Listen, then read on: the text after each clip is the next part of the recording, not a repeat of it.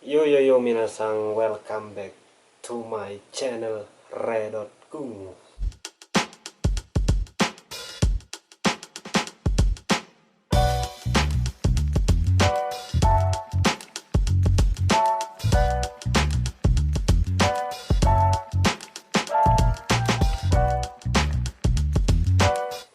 Di video kali ini gue akan membahas tentang gaji buruh tani Indonesia yang bekerja di pertanian Jepang. Dapat berapa puluh juta sih per bulan?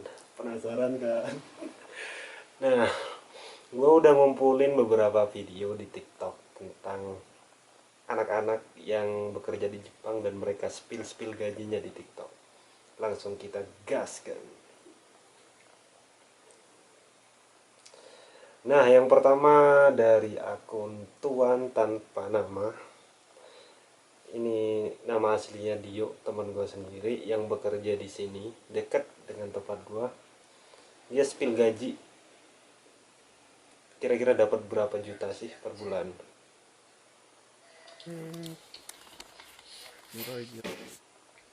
Gajian cek. Gajian cek.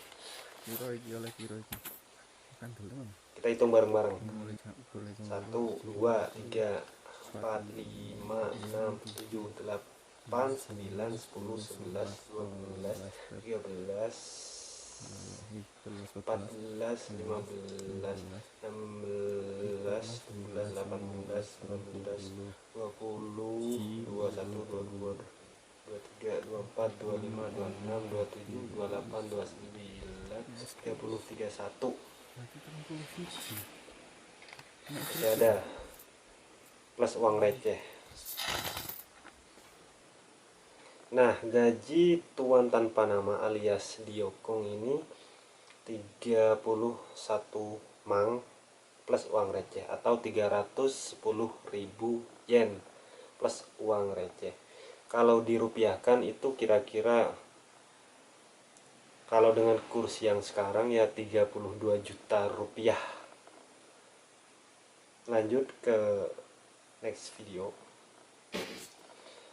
Next video ada tetap Tuan Tanpa Nama Dio Kung desu. Ini ada yang lebih dari saya. Oh, ini berarti punya temennya Dio, punya temennya Tuan Tanpa Nama. Di sini tertera gaji bersihnya yang paling bawah ya, 362.425 yen. Kalau dirupiahkan sekitar 37 juta rupiah. Gaji buruh tani di Jepang.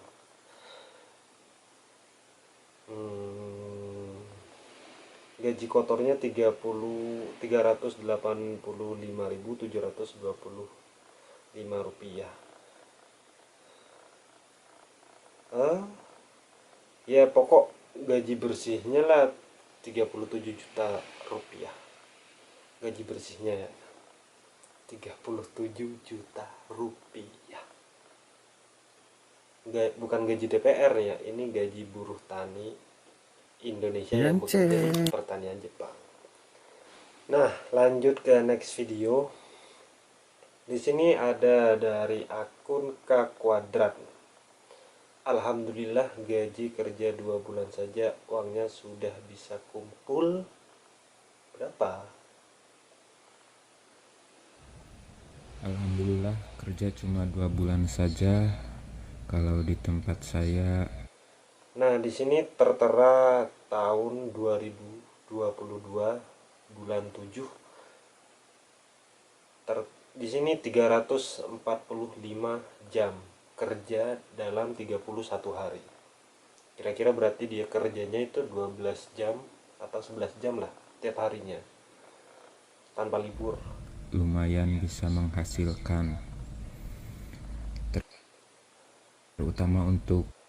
Dan gaji kotornya 379.500 yen.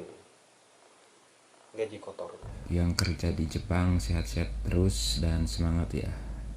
Coba jaga kesehatan. Nah, gaji bersihnya 349.800 yen atau 35 juta rupiah lebih di bulan 7. Itu gaji para buruh tani di Jepang kira-kira lah, tapi ya nggak semua, tergantung daerahnya, karena daerah itu menentukan UMR, dan daerah juga berbeda-beda jenis tanamannya. Nah, itu juga berpengaruh sekali akan banyak atau sedikitnya hasil atau gaji para buruh tani yang bekerja di Jepang. Ya, jangan kaget kalau para buruh tani Indonesia yang bekerja di Jepang gajinya bisa sampai 30 juta lebih. Jangan kaget, karena ya perjuangan mereka juga hebat ya, termasuk berat. Karena mereka, kalau di daerah gua ya, sebagai contoh, daerah Nagano itu bisa mulai jam kerjanya itu dari jam 2 pagi sampai jam 4 sore, bahkan lebih. Ada yang lebih ekstrim lagi. Kemarin gua dengar ada salah satu tempat di daerah sini itu kerjanya dari jam 12 pagi, tengah malam tuh ya, dini hari 00, itu udah mulai kerja, udah berangkat ke ladang, pulangnya jam 4 sampai jam 5 sore. Dan penghasilannya pada saat itu bulan 7, kalau nggak bulan 8, mencapai 40 juta lebih. 40 juta lebih. Ya, tapi badan remuk. Badannya ya remuk pastilah. Kerja setiap hari bisa 14 sampai 15 jam. Ya lumayan buat badan remuk, tapi ya hasilnya bikin cengar-cengir, emang gede banget ya. Dan di daerah yang gue tahu ya, di daerah Nagano, daerah Ibaraki, Gunma, itu salah satu daerah pertanian dengan penghasilan yang tinggi, bisa dari 25 juta sampai 40 juta pada saat musim panen saja. Kira-kira musim panen itu bisa berjalan sekitar 3 sampai 4 bulan. Nah, di dalam 4 bulan tersebut, anak-anak yang bekerja di pertanian tuh memang jam kerjanya panjang, panjang banget. Libur bisa dikatakan nggak ada. Dan ya penghasilannya juga gila-gilaan sih. Jadi pada kaget, kok buruh tani penghasilannya kok bisa seperti itu ya. Emang jam kerja mereka panjang banget pada saat musim panen.